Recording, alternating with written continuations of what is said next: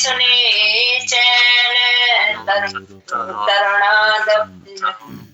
तरणादपि सुने चैन तरोरपि सहे गुना माने ना मान देने कीर्तने सदा हरि न धनाम न जनाम न सौंदर्य कविता वा जगदीश कम दिए मम जर्मने सर्वे भक्तार भक्ति अहेतु पीतवरी हरि नंद तनोजे किंकरम पतिता माम विशेष में भवा में बुधो कृपा तव पाद पंकज शिष्ट धूलि सरदर्शनम विचनितिये नयनम गलद सुधारिया बदनम गदगद हृदय गिरा पुलके निश्चित वपु कदह जहाँ तब नाम ग्रहण में भविष्यति तरणादपेशने युगायितम शेष में चक्षुषायितम परविषायितम सुनेयितम जगत सर्वम गोविंद ग्रहेण में आली सेवा तार वाली सेवा बादरताम बिरसतो माम प्रदर्शनम रहातम करुतो वा यथा तथा वैविध धातो लंपटो मत प्राणनाथ सतुष न पाहार एव न पाहार हरे कृष्णा कृष्णा कृष्णा हरे हरे हरे रामा राम राम हरे हरे। श्री चैतन्य श्रेष्ठाष्टम की जय। हरे कृष्ण। प्रभु जी आप प्रसाद पाने का मंत्र पढ़िए।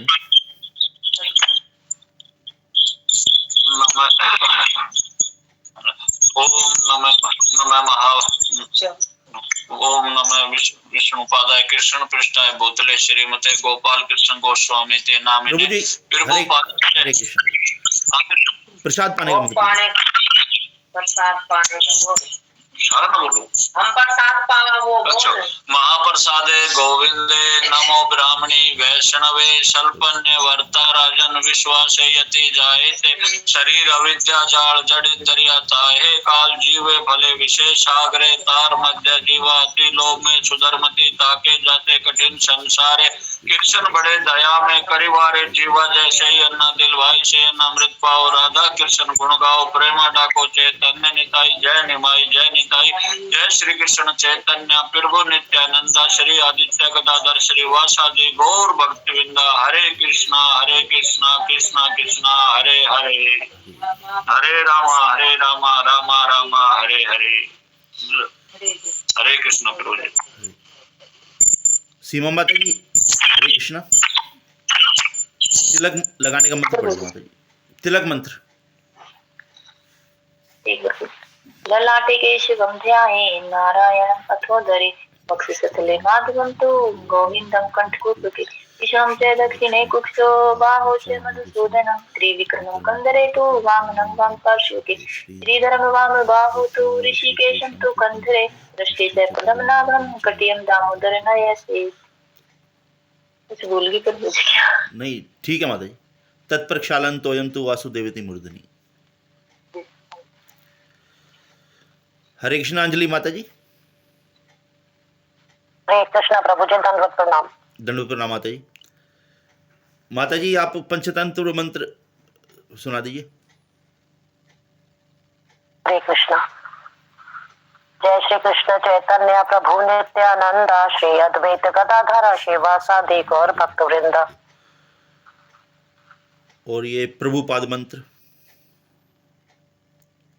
नमो ओम विष्णु पादाय कृष्ण पृष्ठाय भूतले श्रीमते भक्ति वेदांत स्वामिनिति नामिने नमस्ते सरस्वते देवे गौरवाणी प्रचारिणे निर्विशेष शून्यवादी पाश्चात्य देश तारिणे। कृष्णा माता जी, आप शिष्टकाष्टम पढ़िए माता जी। शिक्षाष्टम, हाँ माता जी। शिक्षाष्टम तो किस वो हरकेश माता जी ने पढ़ लिया। कोई बात नहीं, आप पढ़ दीजिए, सुना दीजिए आप, कोई बात नहीं। चेतो शिक्षाष्टम की जय, जगत शिला प्रभुपाद की जय।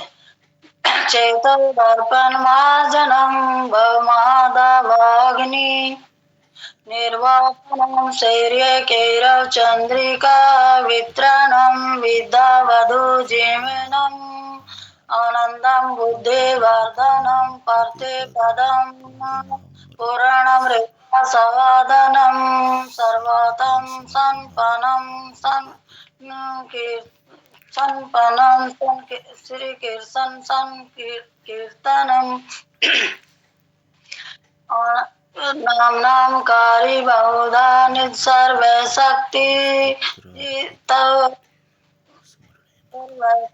नाम नाम कारी बहुधा निसर्व शक्ति सत्रा पेरता नियमिति सिमरण काली है तादसी तव कृपा भगवान ममापि गुदेवमी दर्शमी आजनी नानुराग है तीर्णादपि सुनिचन तरोरपि सहिष्णुना मानिना मानदेन कीर्तन ये सदा हरि न धनम न जनम न सुंदरीम व कविताम जगदीश काम्ये मम जन्मनि जन्मनि सर्वे भवतादि भक्ति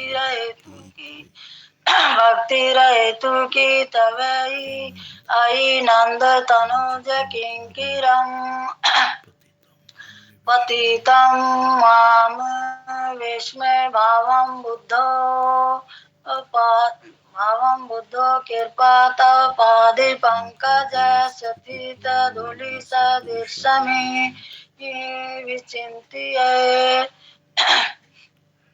विचिन्त्य नयनं गलदश्रुद वदनं गदगद रुद्धाय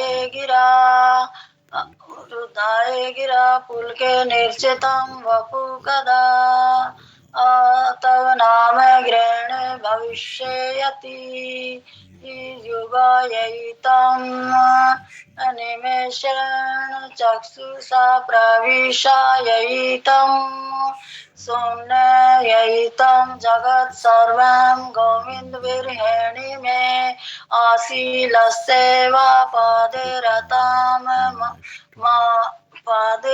रतामपि नष्टो माम दर्शनानं मरतां करोतु वा यथा तथा वा विदधातु लम्पटो मत प्राणनाथ सतु यौना पर।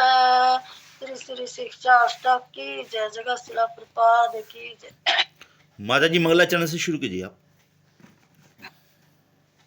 ओम अज्ञानतिर्भ्रान्तस्य ज्ञानञ्जनं शलाकया चक्षुरुन्मीलितं येन तस्मै श्रीगुरुवे नमः। श्रीचैतन्यमनोभीष्टं स्थापितं येन भूतले स्वरूपं तदा मां ददाति स्वपदान्तिकं वन्देऽहं श्रीगुरु श्रीयुतपदकमलं श्रीगुरुं वैष्णवाच श्रीरूपं साग्रजातं सागं रघुनाथनवितं तं सजीवं सादेवतं सावधूतं प्रेजन् सहितं कीर्तन चैतन्यदेवं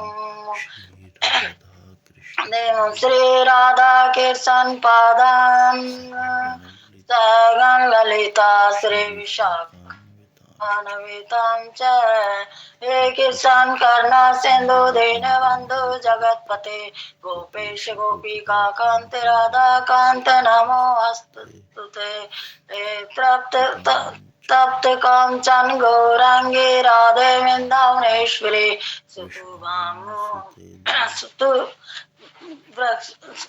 तप्त कांचन गौरांगी राधे वृंदावनेश्वरी वृक्षभानु स्वतु देवी प्रणमामि हरिप्रिये मनसा कल्पतरुभ्ये च कृपा सिन्धुभ्यो च पतितानां पावनेभ्यो वैष्णवेभ्यो नमो नमः श्री कृष्ण चैतन्य प्रभु नित्यानंद श्री अद्वैत गदाधर श्रीवासादि गौर भक्तवृंद हरे कृष्णा कृष्ण कृष्ण हरे हरे हरे राम राम राम हरे हरे नमो विष्णुपादाय कृष्ण पृष्ठाय भूतले श्रीमती भक्ति वेदांत स्वामिने नामने नमस्ते सरस्वती देवी गौरवाणी परचारिणी निर्विशेष शून्यवादी पश्चात देश तारिणी हरे कृष्ण प्रभुपाद की जय जगत शिला प्रभुपाद की जय जय महाराज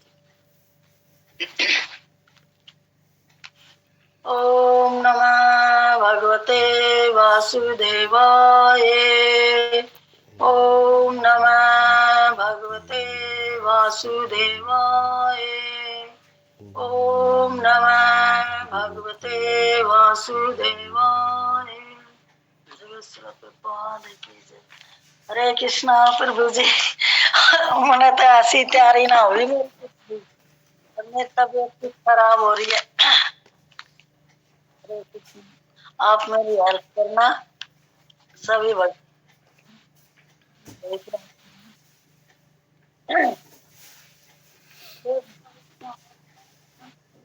ज्ञान की अनेक पुस्तकें 7वां पेज है माता जी। हरे कृष्णा जी माता जी। हरे कृष्णा धन्यवाद माता। नंबर 7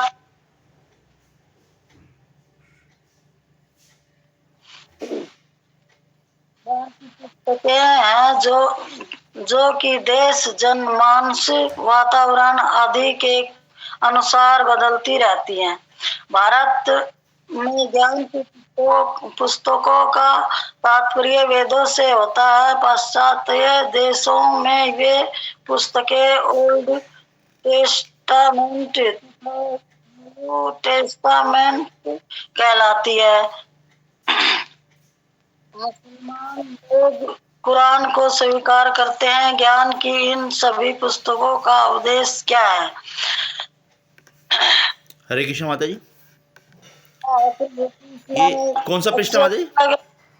अलग अलग अपने पुस्तकें से ज्ञान लेते हैं। हरे कृष्ण प्रभु जी 7 पेज नंबर वेद शब्द का अर्थ है। माता जी प्रभु जी पेज नंबर पूछ रहे थे माता जी। नहीं, इसमें तो वेद से नहीं है माता जी। कोई या तो भोगेश्वर पर सत्ता नाम, ये 2 श्लोक एक साथ है ना प्रभु जी। इंद्रिया ही चरितम, इससे आगे वाला पेज है प्रभु जी। अच्छा, ये मेरे में 8 पृष्ठ 8 है माता जी। हाँ जी प्रभु जी, मेरी बुक में भी 8वें पेज से है। ठीक है माता जी। नहीं होगी ना प्रभु जी आप। ठीक है माता जी। तो ये मुसलमान ये अपने कुरान को समझते हैं। ये अपने कुरान लेते हैं, अल्लाह का नाम से स्वीकार करते हैं।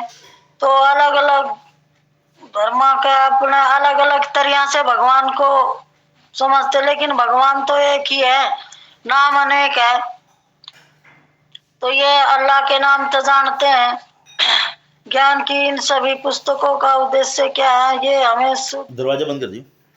आत्मा के रूप में अपनी स्थिति को समझने में प्रशिक्षित करने के लिए है। इनका उद्देश्य कुछ नियमों और विधि विधान से शारीरिक क्रियाओं को नियंत्रण करना है।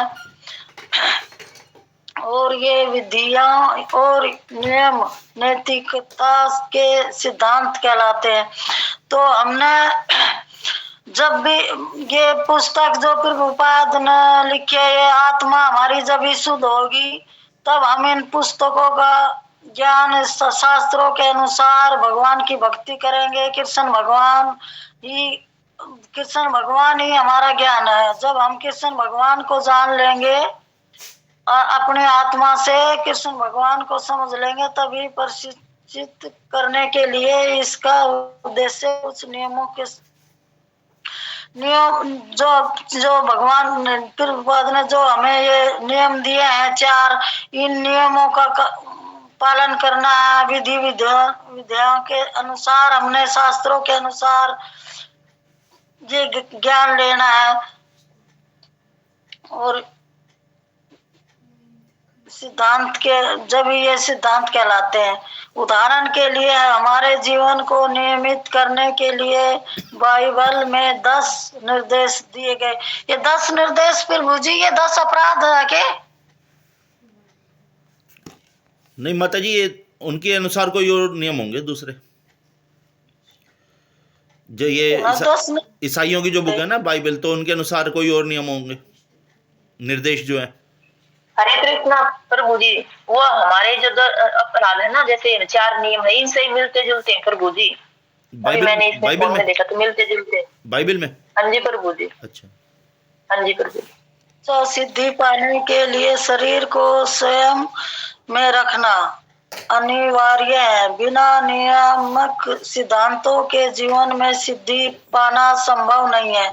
जब तक हम नियमों के अनुसार कोई कार्य नहीं करेंगे तब तक हम कोई सिद्धि नहीं पा सकते, भगवान कृष्ण को नहीं जान सकते। जब तक हम शास्त्रों के अनुसार और जो ये 4 नियमों के अनुसार, ये 10 नियम दे रखे हैं, इनके अनुसार सिद्धांतों के अनुसार जीवन की सिद्धि प्राप्त नहीं कर सकते। जब तक हम शरीर को स्वयं में रखना अनिवार्य है। बिना नियम के सिद्धांतों के जीवन में सिद्धि पाना संभव नहीं है।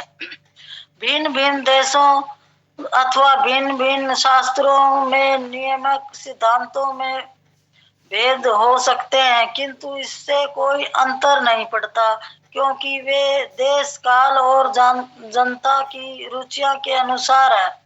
यह उसके अनुसार ये नियम दिए, इनसे कोई फर्क नहीं पड़ता, इस ही बनाए जाते हैं, परंतु नियमन लागू करने का सिद्धांत वही रहता है। इसी प्रकार सरकार भी नागरिकों के द्वारा पालन किए जाने के लिए कुछ विशेष नियम बनाती है। बिना नियमक सिद्धांत के सरकार या समाज की प्रगति की कोई संभावना नहीं होती। जैसे सरकार भी नियम बनाती है, जैसे कि रोड बनवा दिया या लाइट रोड पर जब गाड़ी चलती है वह नियम दे रखे हैं। लाल बत्ती आती है तो रुक जाती है, और हरी बत्ती आती है तो गाड़ी चलती है। तो ये नियमों के अनुसार, सारे नियमों के अनुसार ही सरकार भी अपना पालन करती है, समाज के अनुसार। तो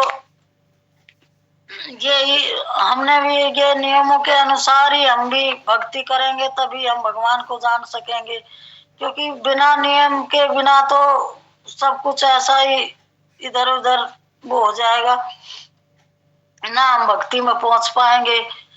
उपरोक्त श्लोक में भगवान श्री कृष्ण अर्जुन से कहते हैं कि वेदों के नियमक सिद्धांत भौतिक प्रकृति के तीनों गुणों सत्व रज और तमो को नियंत्रण करने के लिए त्रिगुणीय विशेषक।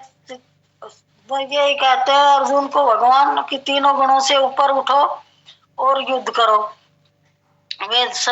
तथापि भगवान श्री कृष्ण अर्जुन को परामर्श देते हैं कि वह अपने आप को शुद्ध आत्मा के रूप में अपनी स्वाभाविक स्थिति में स्थापित करे, जो कि भौतिक प्रकृति के द्वंद्वों से परे है।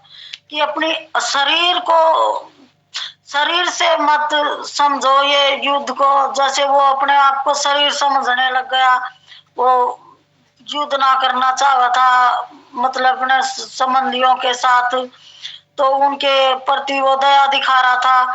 तो ये भगवान कह रहे हैं कि अपने शरीर की उसको छोड़कर और आत्मा, एक आत्मा हूँ और एक जो मेरा कर्तव्य है वो मैं करूं, और इन प्रकृति के द्वंद्व से ऊपर उठो कि अब तुम अपना जो कर्तव्य है वो अपना भौतिक या भौतिक है, ये जो शरीर समझ रहा है वो भौतिक शरीर है, तो इस आत्मा के शरीर पर, आत्मा के उस पर युद्ध करो।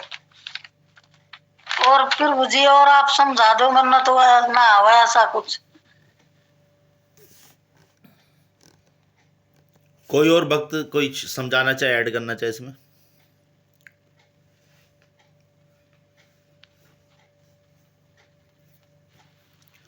हरे कृष्णा प्रभु जी, दंडवत प्रणाम प्रभु जी। दंडवत प्रणाम।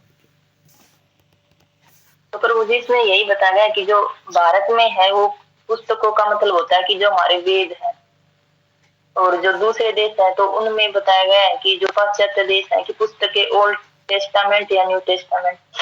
तो इसका मतलब तो प्रभु जी यही होगा कि जो वे अलग अलग परीक्षण करते रहते हैं वही होगा ना प्रभु जी। हाँ, इसमें ज्ञान उनके अनुसार ज्ञान की पुस्तकें वही हैं माता जी। हमारे यहाँ तो जैसे धार्मिक पुस्तकें हैं, तो प्रभुपाद जी धार्मिक पुस्तकों, आध्यात्मिक पुस्तकों को बता रहे हैं जो ज्ञान की पुस्तकें हैं, और वहाँ पे उनके लिए वो पुस्तकें होती होंगी जैसे जो टेस्ट करते हैं या जो उनके लिए ज्ञान जो अलग परिभाषा। हाँ, जैसे लिखा है ना, अलग अलग जाति, अलग अलग धर्मों, देश काल के अनुसार होती हैं जी ज्ञान की पुस्तकें जो है। तो इसमें ये बताया कि जो हमारे यहाँ तो सिर्फ जो है वो जो धार्मिक पुस्तकें हैं या जो शास्त्र है उनको ही हम, उस पुस्तकों को ही हम ज्यादा पढ़ते हैं और मानते हैं, और ये ही है हमारे लिए पुस्तकों का जो अर्थ है। तो इसमें और बताया कि जो नियम होते हैं वो अलग अलग देशों में अलग अलग स्थिति और उसके अनुसार नियम है बदले जा सकते हैं कि हमारे यहाँ नियम कुछ है और दूसरे देशों में या दूसरी जगह पे वो अलग है। लेकिन जो ये नियम बनाए गए हैं तो इनका मेन उद्देश्य यही है कि हमें जो है अपनी जो शारीरिक क्रियाओं को या इनकी जो हमारी इंद्रिय है हमें उन पर नियंत्रित करना है, और ये सभी नियम नैतिक सिद्धांत कहलाते हैं। उदाहरण के लिए जीवन के लिए तो जो बाइबल में 10 नियम बताए गए वो भी यही है कि जैसे जो नशा नहीं करना, जुआ नहीं खेलना और दूसरे की झूठी गवाही नहीं देनी। और जो ये हमारे नियम है प्रभु जी यही है मिलते जुलते दोनों, जो हमारे 4 नियम है और जो 10 अपराध है। तो वो है कि हम अपने भगवान को छोड़कर दूसरे की सेवा ना करें, और जो नियम है वो सिर्फ नियम लागू करने का सिद्धांत वही रहता है। और जो ये नियम है ये सिर्फ हमें जो है भौतिकता से, जो हमारे यहाँ वैदिक नियम बताए गए हैं उनका अर्थ होता है कि हमें यहाँ भौतिकता से ऊपर उठकर भगवान की सेवा में लगना, आध्यात्मिकता की ओर आगे बढ़ना। और जो सरकार भी ऐसे नियम बनाती है कि वो भी सरकार जो शासन चलाती तो उनको भी जब तक वे नियम नहीं बनाएंगे तो फिर देश पर शासन नहीं कर सकते, तो वो भी नियम बनाती है और जनता को उन्हीं नियमों का पालन करना होता है।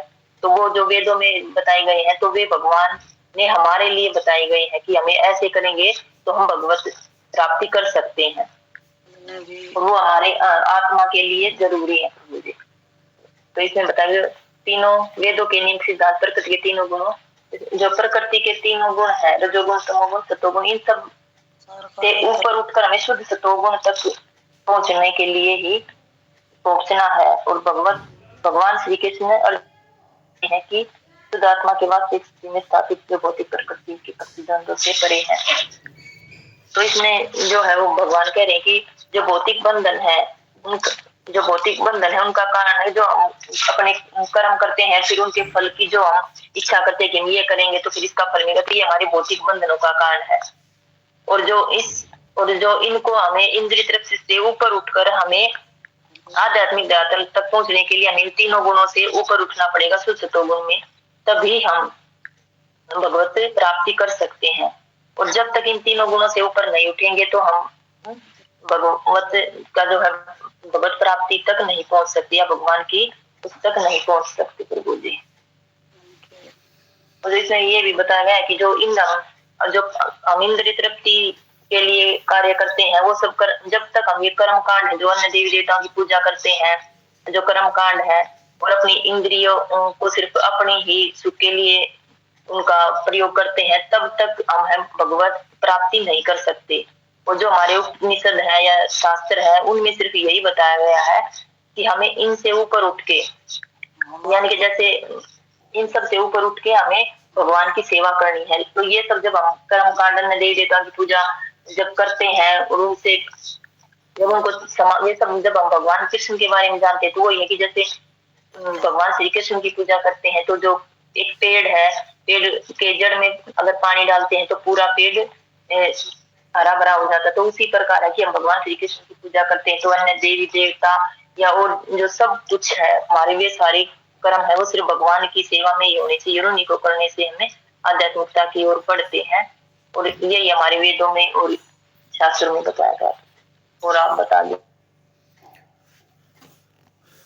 माता जी आपने पूरा एक्सप्लेन सही किया बिल्कुल। जो है वैसे ये जो है ना, ये जैसे पाश्चात्य देशों में ये पुस्तकें ओल्ड टेस्टामेंट और न्यू टेस्टामेंट कहलाती हैं, तो ये उसी से संबंधित है। जैसे भारत में ज्ञान की पुस्तकों को वेदों से जोड़ के बताया गया है, तो प्रभुपाद जी ये वैसे इन पुस्तकों को भी, जो ये ज्ञान की पुस्तकें हैं वहाँ पे इनको बोलते हैं जैसे न्यू टेस्टामेंट और ओल्ड टेस्टामेंट।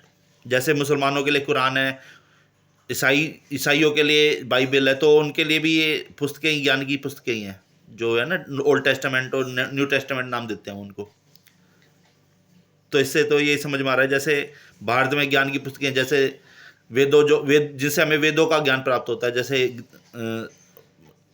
जो हमारे 4 वेद है, अथर्ववेद, यजुर्वेद और ये सामवेद, और जो भी हमारी ये धार्मिक पुस्तकें हैं जैसे भगवद गीता है, भागवतम है, तो वहाँ पे उनको बाइबल को भी, ये बाइबल जैसे पुस्तकें हैं वहाँ पे उनको न्यू टेस्टामेंट और ओल्ड टेस्टामेंट बोलते होंगे। तो उससे ही रिलेटेड है ज्ञान की पुस्तकों से जो है ना ये। और कोई भक्त कोई ऐड करना चाहे?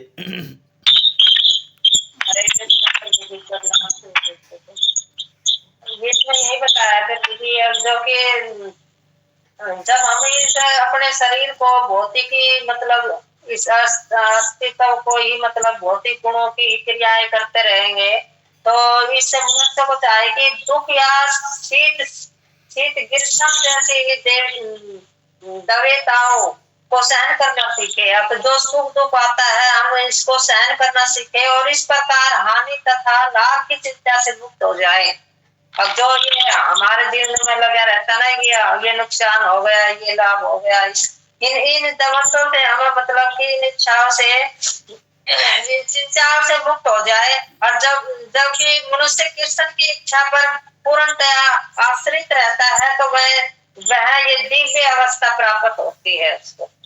जब हम पूरी तरह भगवान श्री कृष्ण पर ही आश्रित रहेंगे तो जब हम इन दबंधों से निकल सकते हैं और भगवान पर पूरा विश्वास हो सकता है और हम तभी इन 3 गुणों को पार कर सकते हैं। हरे कृष्ण। हाँ माता जी बिल्कुल सही कहा आपने, बिल्कुल ठीक बताया। तो 3 गुणों से ऊपर उठना है, जैसे ये तमोगुण, सतोगुण और रजोगुण से, इनसे ऊपर उठने के लिए भगवान की शरण ग्रहण करनी पड़ेगी। और जो हमें अपने जो कर्म है वो करने पड़ेंगे, वो भी भगवान को निमित्त मानकर, भगवान को ध्यान में रख करके। ठीक है माता जी, आगे बढ़िए आप। जैसे हमने पहले भी इंगित किया ये द्वंद्व जैसे जाड़ा और गर्मी, सुख और दुख इंद्रियों के उनके विषयों के साथ संपर्क में उत्पन्न होते हैं। दूसरे शब्दों में ये शरीर के साथ हमारी पहचान के कारण उत्पन्न होते हैं। भगवान श्री कृष्ण बतलाते हैं कि जो लोग भौतिक सुख और शक्ति में लिप्त होते हैं वे वेदों की उक्तियों के धोखे में आ जाते हैं, जिनमें यज्ञों और नियमित कर्मों से स्वर्गलोक के आनंद का प्रलोभन दिया गया है। आनंद लेना हमारा जन्म सिद्धि अधिकारी है क्योंकि यह आत्मा का गुण है। किंतु आत्मा सारा संसारिक चीजों को भोगने का प्रयास करता है और यही गलती है। तो इसमें यही बता रखे हैं प्रभु जी, जैसे ऋतु बदलती रहती है, सर्दी गर्मी, ऐसे ही सुख दुख हमारे इंद्रियों के उनके विषय में साथ संपर्क में उत्पन्न होते हैं। जैसे हम इंद्रिया हम भी ऐसे ही, हमारा शरीर भी बदलता रहता है और हम अपने कर्मों के अनुसार सुख दुख भी उत्पन्न होते हैं। और दूसरे शब्दों में ये शरीर के साथ हमारी पहचान के कारण उत्पन्न होते हैं कि हम आत्मा के लेवल पर नहीं सोचते, हम शरीर के लेवल पर सोचते हैं कि मैं एक शरीर हूँ, मेरा ये नाम है, मेरी यह पहचान है, मेरा ये काम है, मैं ये हूँ, मैं वो हूँ, मतलब ऐसे कि वो अपने शरीर के हिसाब में सोचता है। और भगवान श्री कृष्ण बतलाते हैं कि जो लोग भौतिक सुख और शक्ति में लिप्त होते हैं, वे वेदों की युक्तियों के धोखे में आ जाते हैं। मतलब ये है कि वह यज्ञ ऐसे हिसाब में पढ़ते हैं जैसे कि कोई पंडित के पास जाता है, कोई किसी के पास जाता है, कोई किसी के पास जाता है, मतलब ऐसे।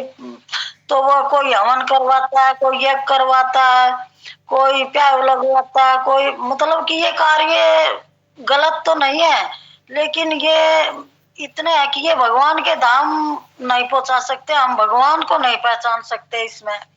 हम सिर्फ कर्मों के, नियमित कर्मों में स्वर्ग तक के आनंद ले सकते हैं, हम स्वर्ग में जा सकते हैं। और जब तक ये जो हमने पुण्य किया है, दान दिया है, ये यज्ञ करे, ये हवन करे, जो भी कुछ हमने ये किया है, ये हमारा जब ये खत्म हो जाएगा दान पुण्य, तो ये हमें फिर इस भौतिक संसार में आना पड़ेगा, फिर हमें यहाँ डाल दिया जाएगा।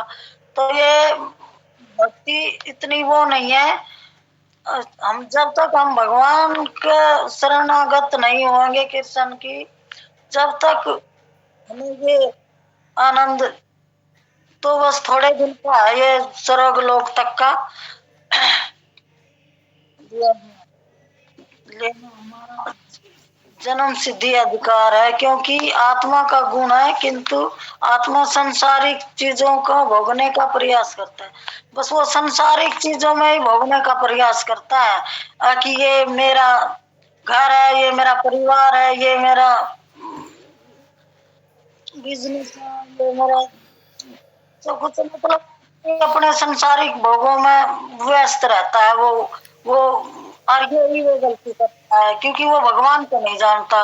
और ना वो भगवान की, जब तक वो भगवान की भक्ति, भगवान की शरणागत नहीं लेगा कृष्ण भगवान की, जब तक वो ये संसारिक की भोगों में व्यस्त रहता है और बस अपना इन्हीं में चला जाता है कि ये गुण में, ये गुण करने लग जाता है अपना कि हवन कीर्तन, ये वो इनमें आनंद उठाने के लिए भौतिक विषय की तरफ मुड़ जाता है। अब भौतिक संसार में ही आनंद है हमें तो बस, और किसी चीज में आनंद नहीं। और जितना संभव हो सकता है उतना ज्ञान एकत्रित करता है। हर कोई रसियान शास्त्री, भौतिक शास्त्री, राजनीतिक या कलाकार इत्यादि बन, हर कोई व्यक्ति हर चीज के विषय में कुछ ना कुछ तो जानता है। हरे कृष्णा माता जी। हरे कृष्णा। सीमा माता जी कुछ बोलना चाह रही थी।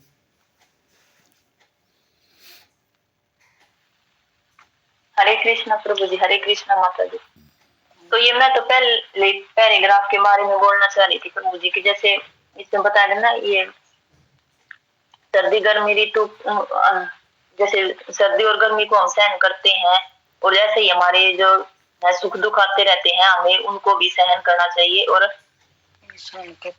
हमारे ये सब है जो सुख दुख आते हैं, वो हमारी जो हम अपने शरीर के लेवल पे सोचते हैं उसके कारण ही उत्पन्न होते हैं।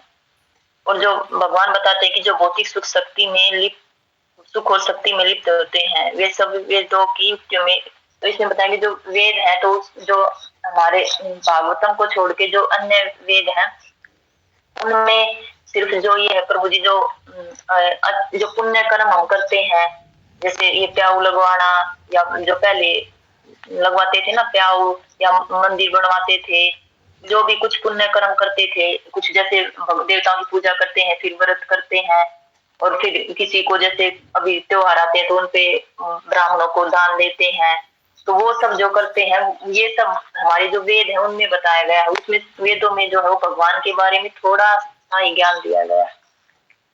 और लेकिन जब वेद व्यास जी ने भी ये सभी लिख दिए थे, तो उन्हें भी वो भी संतुष्ट नहीं थे कि भाई मैं तो फिर उन्होंने जब नारद मुनि को याद किया, नारद मुनि आए, तो वो नारद मुनि ने बताया कि तुमने ये तो सब लिख दिया, इसलिए संतुष्ट नहीं हो क्योंकि तुमने भगवान श्री कृष्ण के बारे में कुछ भी नहीं लिखा है कि भगवान को प्राप्त करने का जो एकदम से सीधा रास्ता है वो नहीं बताया है। और अन्य ग्रंथ में तो वही है बताया गया कि भगवान के बारे में थोड़ी सा कुछ बताया गया, जो अन्य कर्म कांड है उनके बारे में ज्यादा बताया गया है।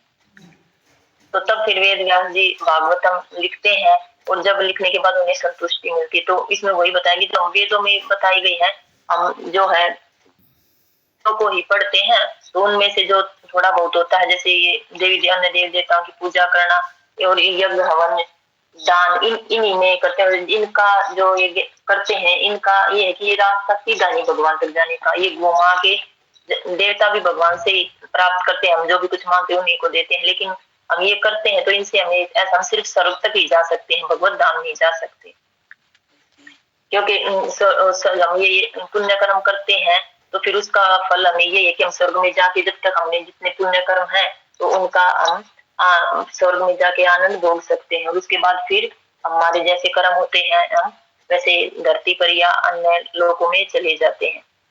लेकिन जो हम भागवतम या भगवत गीता को इनको पढ़ते हैं तो हमें पता चलता है कि भाई जो इनसे ऊपर है वो श्री भगवान श्री कृष्ण है, और उनकी सेवा करने से, उनमें अपना ध्यान लगाने से, हम उनकी सेवा करेंगे तो हम भगवत धाम जा सकते हैं, और वहां से हम वापिस नहीं आ सकते।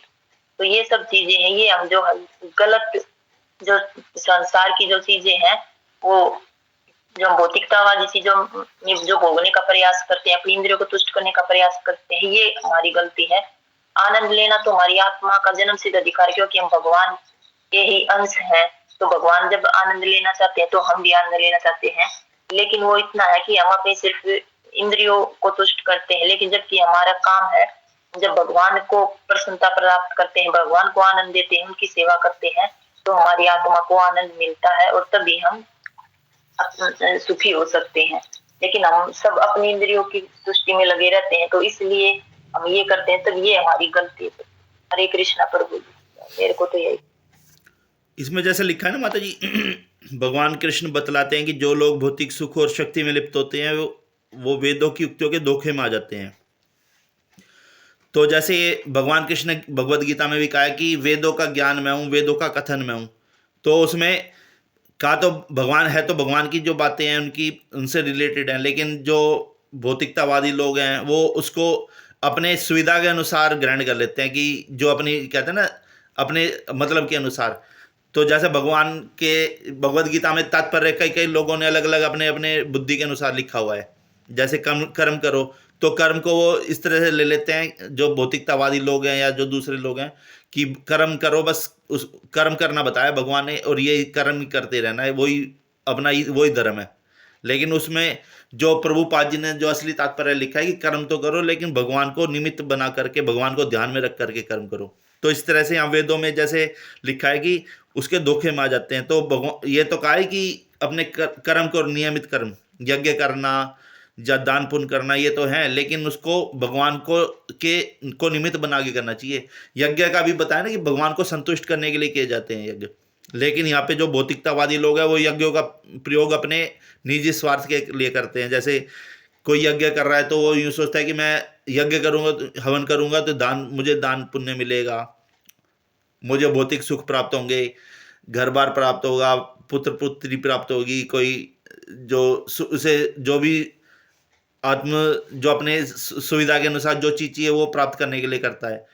या जैसे आप कह रहे हो प्याऊ बनवा दी या कुछ कर दिया जैसे, तो अपने निजी स्वार्थ के लिए लोग इसको ले लेते हैं वेदों के ज्ञान को, लेकिन जो वेदों का जो मेन उद्देश्य है वो भगवान की शरण में जा करके भगवान को के ज्ञान को प्राप्त प्रदान करना है, जो कि लोग उसको अपने मनमाने ढंग से प्रस्तुत करते हैं या अपने मनमाने अपने स्वार्थ के लिए प्रस्तुत ले लेते हैं उसको। तो ये चीज़ गलत है। आनंद लेना हमारा जन्म सिद्ध अधिकार है, आनंद तो लेना चाहिए, लेकिन वो आत्मा का गुण है। लेकिन किंतु आज सांसारिक चीज़ों को भोगने का प्रयास करता है, ये गलती है। लेकिन जो सांसारिक चीज़ों को भोगनी है वो नहीं होनी चाहिए। अगर हम भगवान ने हमारे को इंद्रियां दी हैं, आँख, नाक, कान, मुंह, ये सब, इनका प्रयोग भगवान की सेवा में लगा करके करना चाहिए। वेदों का कथन ये है।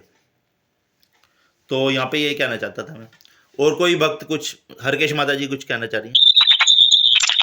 हरे कृष्ण।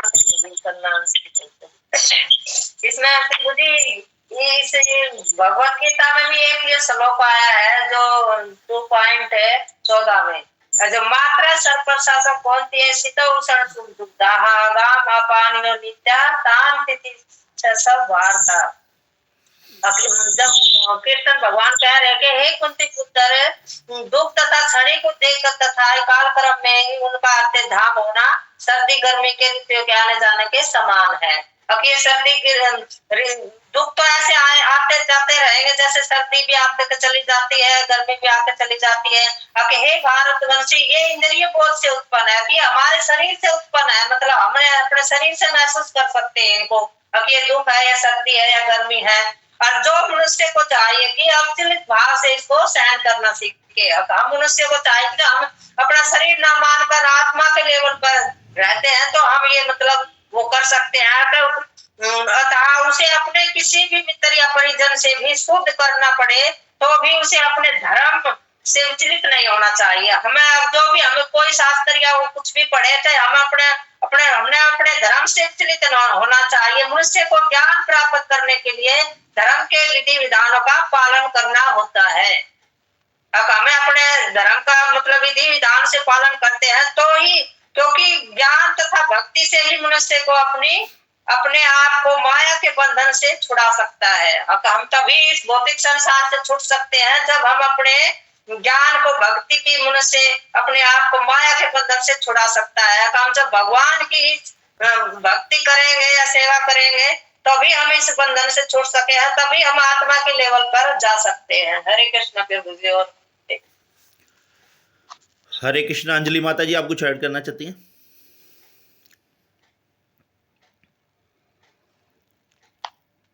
हरे कृष्ण। अंजलि माता जी आप बता दिए। और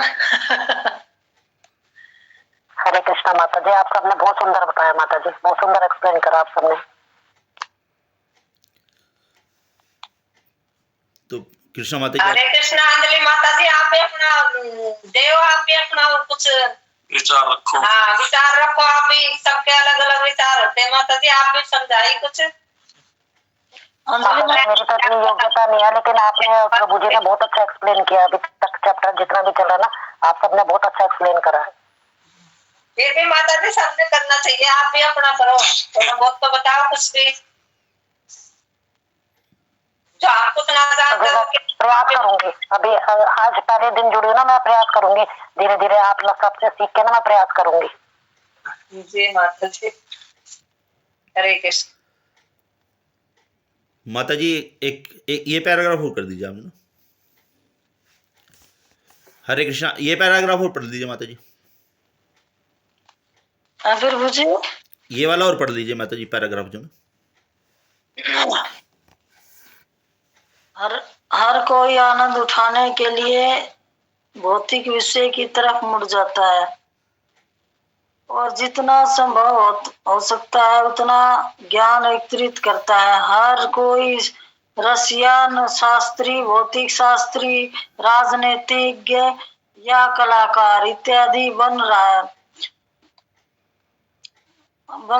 कोई व्यक्ति हर चीज के विषय में कुछ न कुछ तो जानता है अथवा कुछ चीजों के बारे में सब कुछ जानता है और सामान्य रूप से इसी को ज्ञान कहा जाता है। परंतु जैसे ही हम इस शरीर को छोड़ते हैं हमारा यह सभी ज्ञान नष्ट हो जाता है।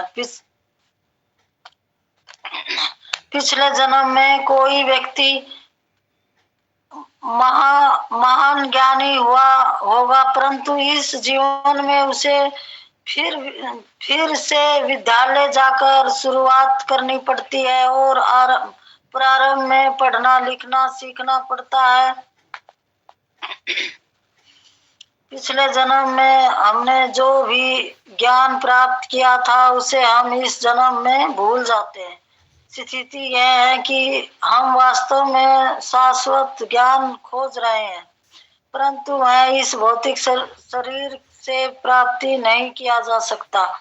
हम सब इन शरीरों के माध्यम से आनंद खोज रहे हैं, परंतु शारीरिक आनंद हमारा वास्तविक आनंद नहीं है, यह कृत्रिम है। हमें यह समझना होगा कि यदि हम इस कृत्रिम आनंद में लगे रहना चाहते हैं तो हम अपने सनातन आनंद की स्थिति को नहीं पा सकेंगे। हाँ, तो इसमें ये बता रखे हैं प्रभु जी, कोई राजनीतिक उसमें बढ़ना चाहता है, कोई रसिया शास्त्री, कोई भौतिक शास्त्री, राजनीतिक या कलाकार इत्यादि बन रहा है। मतलब सब कोई कुछ बन रहा है, कोई कुछ बन रहा है। भौतिक संसार में बन रहे हैं ये अपने अपने उसमें, और हर कोई व्यक्ति हर चीज के विषय में कुछ तो जानता ही है। जो कोई जैसी विद्या सीखता है उसके बारे में कुछ ना कुछ तो उसको ज्ञान हो ही जाता है। अथवा कुछ चीजों, चाहे राजनीतिज्ञ है, चाहे शास्त्री हो, चाहे कलाकारी हो, जो भी जैसी भी कोई कलाकारी सीखता है तो उसके बारे में वो जान जाता है। कुछ चीजों के बारे में सब कुछ जानता है और सामान्य रूप से इसी को ज्ञान कहा जाता है। वह सिर्फ ये ही समझते हैं कि यो ही ज्ञान है। जो वह ये सीख लेते हैं तो वह उनके आधार पर ही ज्ञान समझते हैं, परंतु जैसे ही हम इस शरीर को छोड़ते हैं तो ये सब ज्ञान नष्ट हो जाता है, क्योंकि ये ज्ञान ही नहीं है। वह मतलब ये शरीर के आधार पर ज्ञान है ये, तो ये सारा नष्ट हो जाता है। और पिछले जन्म में कोई व्यक्ति महान ज्ञानी हुआ होगा, चाहे वो कितना भी महान ज्ञानी है, लेकिन वो भगवान के नाम का, जब तक वो भगवान के शरण नहीं ग्रहण करेगा, आत्मा के लेवल पर ज्ञान नहीं प्राप्त करेगा, शास्त्रों के अनुसार ज्ञान नहीं प्राप्त करेगा, तब तक ये ज्ञान बेकार। वो अपनी बुद्धि से, अपने कलाकारी से, अपने राजनीतिक से इसी ज्ञान में रहता है। और जीवन में जो हम बार बार जन्म मृत्यु के चक्कर में पड़े रहेंगे, अगर हम इसी ज्ञान में लगे रहेंगे तो बार बार हमारा जन्म होगा, बार बार हमारी मृत्यु होगी।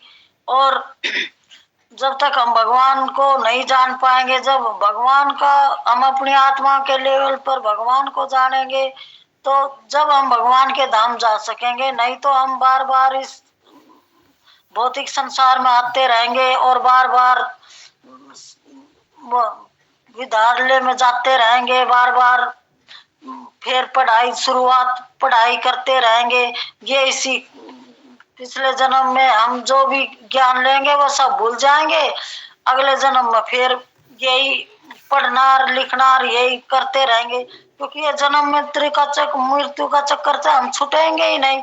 ऐसे ही आते रहेंगे, ऐसे ही जाते रहेंगे, जब तक हम भगवान का धाम को प्राप्त नहीं करेंगे, भगवान की सेवा नहीं करेंगे, भगवान की भक्ति नहीं करेंगे। हमारा असली ज्ञान तो भगवान कृष्ण है। जब हम भगवान कृष्ण को समझ लेंगे, उसके हिसाब से हम ज्ञान करेंगे विधि विधानों के अनुसार, जब हम इस जन्म मृत्यु का चक्कर से छूट जाएंगे। और इसी में हम जीवन में भूल जाते हैं कि स्थिति है कि हम वास्तव में शाश्वत ज्ञान खोज रहे हैं। हम इसी ज्ञान में अपना शाश्वत ज्ञान खोज रहे हैं। नहीं, शाश्वत ज्ञान तो हमारा भगवान कृष्ण है, परंतु यह भौतिक शरीर से प्राप्त नहीं किया जा सकता। जब तक हम भौतिक शरीर के लेवल पर ज्ञान प्राप्त करेंगे, जब तक हम ज्ञान प्राप्त नहीं कर सकते। हम आत्मा के लेवल पर ज्ञान प्राप्त करेंगे, भगवान कृष्ण को जानेंगे, जब हम ज्ञान प्राप्त कर सकेंगे, जब हम भगवान के धाम जा सकेंगे। और इन शरीरों के माध्यम से आनंद खोज रहे हैं, इसी में हम आनंद खोज रहे हैं शरीर के माध्यम से। भौतिक संसार में रहकर अब मेरा ये है, मेरा घर है, मेरे बच्चे हैं, मेरा परिवार है, हम अपने भौतिक संसार में ही रहते हैं। और इसी की वजह से हम बार बार में मृत्यु और जन्म मृत्यु के चक्कर में रहते हैं कि बार बार हम जन्म लेंगे, बार बार मृत्यु होगी और बार बार हम यही करते रहेंगे। परंतु शारीरिक आनंद हमारा वास्तविक आनंद नहीं है। ये शारीरिक जो आनंद है, ये हमारा वास्तविक आनंद नहीं है, यह कृत्रिम है। और हमें ये समझना होगा कि यदि हम इस कृत्रिम आनंद में लगे रहना चाहते हैं, तो हम अपने सनातन धर्म को भूल गए। हमारा धर्म सनातन है और सनातन धर्म में भगवान कृष्ण का ज्ञान लेना है। हमें भगवान कृष्ण को समझना है, उसके अनुसार हमें भक्ति करनी है और उसी के अनुसार हमें नियमों का पालन करना है। विधि विधानों के अनुसार हमने, जैसे सुबह उठकर हमें मंगल आरती करते हैं, जप करते हैं, शास्त्र पढ़ते हैं, तो हम ये सनातन धर्म में, हमारा सनातन धर्म यही है। नहीं बस इस शरीर को तो यही है। फिर आगे तो फिर मुझे आप और कुछ ऐड कर दे कोई और, माता जी। हरे कृष्ण माता जी। माता जी, जैसे ये पिछले पैराग्राफ में बताया ना कि जो अपनी अपनी बुद्धि के अनुसार लोग आनंद की परिभाषा बना लेते हैं और उसको अपने लिए सुख के लिए उपयोग करने लग जाते हैं। वेदों में ये नहीं कहा गया कि जो ये यज्ञों का उद्देश्य ये है और इनका उद्देश्य ये, वो शारीरिक सुख से अपने को ले लेते हैं, तो उसका ये भौतिक विषयों की तरफ मोड़ लेते हैं उसको, जो है ना, अपने शरीर के सुख के लिए। तो जैसे जो आजकल हमारा जो वर्तमान ज्ञान है, उसमें भौतिक शास्त्र, रसायन शास्त्र, राजनीतिक शास्त्र और कलाकारी ये सिखाया जाता है। आजकल इसके उनके विषय में सब लगे हुए हैं। पाठ्यक्रमों में भी ये पढ़ाया जाता है, विद्यालयों में, महाविद्यालयों में, जो यूनिवर्सिटी हैं, सब में यही पढ़ाया जाता है। और सब पैदा होते ही बच्चे को ये, माँ बाप को ये चिंता हो जाती है कि इसको बड़ा होकर के बनाना क्या है। कोई डॉक्टर बनाना चाहता है, कोई इंजीनियर, कोई कुछ, तो उसके जिसको जो बनाना चाहता है ना, उसकी तरफ ही उसको मोड़ देते हैं। उसको इसी तरह की पढ़ाई शिक्षा देने लग जाते हैं, तेरे को ये बनना है, तेरे को डॉक्टर बनना है, तो उसी तरह से पढ़ाई करने लगे। लेकिन उनका किसी को ये नहीं पता कि वास्तविक उद्देश्य मनुष्य का क्या है। मनुष्य जीवन जो मिला है, मनुष्य योनि हमें जो मिली है, वो किस लिए मिली है? वो हमें भगवान की भक्ति करने के लिए, भगवान को आत्म साक्षात्कार के मिले, कि हमें ये जीवन मिला है तो क्यों मिला है, हमें इसका उपयोग किस लिए करना है, किसी को ये नहीं पता। और हम उसको अपने शरीर से जोड़ करके जो देख लेते हैं सुखों को। लेकिन अगर जैसे शचीपति प्रभु जी कहते हैं कि आत्मा का जो खुराक है वो भगवान का नाम लेना है, भगवान की भक्ति करना है। हम शरीर को की तरफ देखेंगे तो शरीर के सुख के लिए करेंगे सब चीज़ें, लेकिन आत्मा को जो भोग है, आत्मा को जो खुराक है, वो चाहिए भगवान का नाम लेना, भगवान की भक्ति करना, उनकी सेवा करना, भक्तों का संग प्राप्त करना। ये सब आत्मा की खुराक है, जिससे आत्मा पोषित होगी। हम अपने शरीर को पोषित करने में लगे रहते हैं। और ये कहते हैं ना, जैसे लिखा हुआ है, जो ज्ञान है वो हम यहीं छोड़ जाते हैं। जो हमने यहाँ पे कमाया है भौतिक जो जीवन में, चाहे वो धन हो, चाहे वो संपत्ति हो, चाहे वो ज्ञान हो, वो सब यहीं धरा रह जाता है, कुछ साथ में नहीं जाता। कोई डॉक्टर है, इंजीनियर है, वो इस संसार में आया है तो अगले जन्म में ये नहीं है कि डॉक्टर इंजीनियर ही बन करके पैदा होगा, वो यहीं पर भूल जाता है अपनी विद्या को। लेकिन जो भगवान कहते हैं और जो भक्त, जो वैष्णव जन बताते हैं कि तुमने 0 से 10 पर यहाँ समाप्त करके जा रहे हो भक्ति को, तो वहाँ 11 से शुरू होगी अगले जन्म में। ये नहीं कि 0 से शुरू करनी पड़ेगी तुम्हारे को। लेकिन जो ये भौतिक जो आपने ज्ञान प्राप्त किया है यहाँ पे, रसायन शास्त्र और राजनीतिक शास्त्र, उसको तुम यहीं पे छोड़ जाओगे वहाँ पे। लेकिन उसको वहाँ 0 से शुरू करना पड़ेगा तुम्हारे को, ये जो भौतिक जो ज्ञान प्राप्त किया है। तो इसलिए यहाँ पे ये बताया गया है कि जो आध्यात्मिक उन्नति है वो कितनी भी कर लो तुम, वो अगले जीवन में तुम्हारे काम आएगी, लेकिन भौतिक उन्नति तुम्हारे कुछ काम नहीं आएगी, वो तुम यहीं पे छोड़ जाओगे उसको सब कुछ, चाहे वो संपत्ति है चाहे वो ज्ञान है। और जो हमें ये कृत्रिम ज्ञान में आनंद में लगे रहते हैं जो कि हमारे कुछ काम नहीं आएगा। हरे कृष्णा। हरिकेश माता जी आप ऐड करना चाहिए कुछ?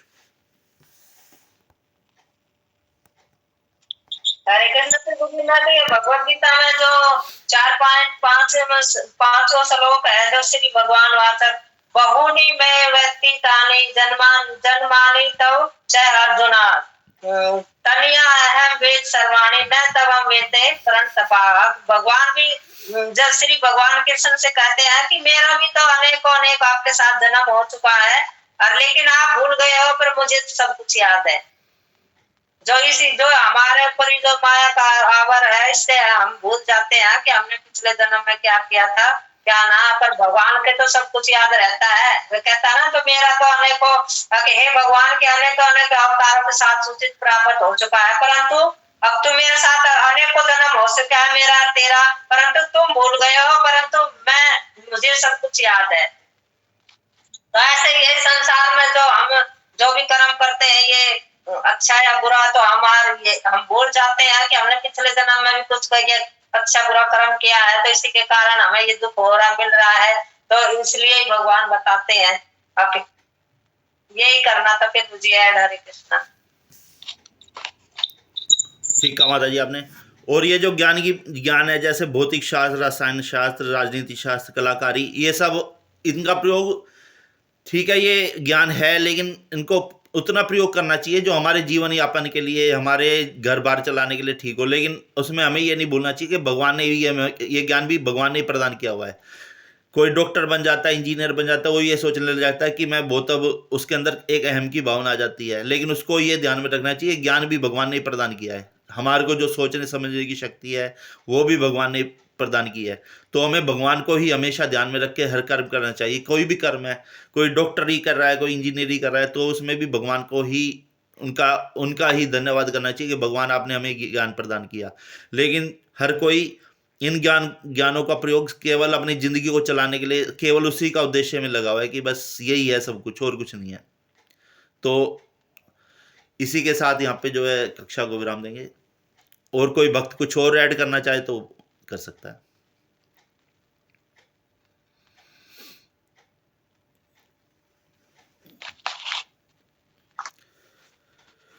अंजलि। हरे कृष्णा। अंजलि माता जी। हरे कृष्णा प्रभु जी। माता जी कल आप करेंगी कक्षा? प्रभु जी आप सबके तरह तो नहीं आता मुझे इतना ज्यादा एक्सप्लेन करना अच्छे से। माता जी आपको बहुत आता है, मेरे को पता है आपको कितना आता है, मैं आपके साथ जुड़ी हुई थी। माता जी में तो बहुत ज्ञान है। हाँ, मेरे को पता है माता जी आपको क्या आता है क्या नहीं आता। आप शुरू करना माता जी, सब आपके साथ हैं और सब जो है अपने अपने सब हेल्प करेंगे, कोई ऐसी बात नहीं है। प्रभु जी ने कल कर लिया, आपका नाम दिया हुआ है लिस्ट में जो ना, कल की कक्षा आपके द्वारा हुई। माता जी लिस्ट में याद करूंगी प्रभु जी। हाँ कोई बात नहीं, सब हाँ आप सही करें, आप सही करेंगे बिल्कुल, जो है आप करेंगे।